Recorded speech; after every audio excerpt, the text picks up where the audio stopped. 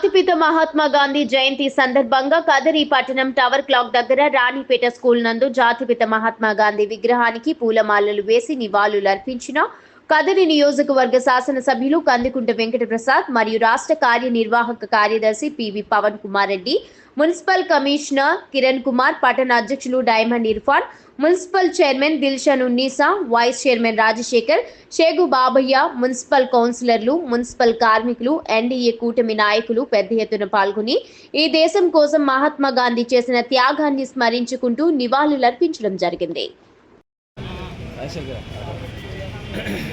మహాత్మా గాంధీ గారి ఆశయాలను మహాత్మా గాంధీ గారి ఆశయాలను మహాత్మా గాంధీజీకి జై, లాల్ బహదూర్ శాస్త్రి గారికి జై, లాల్ బహదూర్ శాస్త్రి గారికి జై, మోహన్ దాస్ కరీంచంద్ గాంధీ గారికి జై.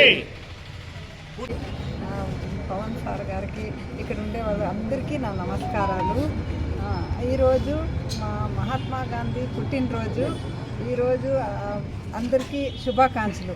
ఈ మహాత్మా గాంధీ జయంతి శుభాకాంక్షలు మరియు విజయదశమి శుభాకాంక్షలు.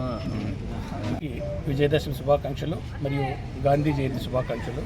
అలాగే ఇవాళ లాల్ బహదూర్ శాస్త్రి గారిది కూడా జన్మదినం. ఆయన జన్మదిన శుభాకాంక్షలు అందరికీ తెలియజేస్తున్నాను.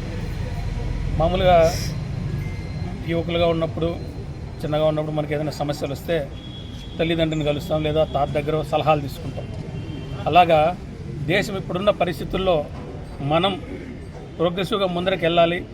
అంతర్జాతీయంగా మనకు వస్తున్న సమస్యల్ని వాటిని చూసినప్పుడు మనకు ఒక బైబిల్ లాంటి ఒక బుక్ ఉంటుంది, స్వాతంత్ర సంగ్రామంలోని వివిధ ఘట్టాలని మనము మళ్ళీ రివ్యూ చేసుకునేసి ఈ దేశాన్ని ముందుకు నడిపించడానికి వాటిని ఉపయోగించుకోవచ్చు. మహాత్మా గాంధీ గారు కొన్ని మౌలిక సూత్రాలతో స్వాతంత్ర సంగ్రామంలో పాల్గొన్నారు. ఆ మౌలిక సూత్రాలని ఎక్కడా డీవేట్ కాకుండా వాటిని ఫౌండేషన్ లాగా పెట్టుకుంటూ ముందుకు తీసుకెళ్లారు. కాబట్టి స్వాతంత్రం వచ్చిన తర్వాత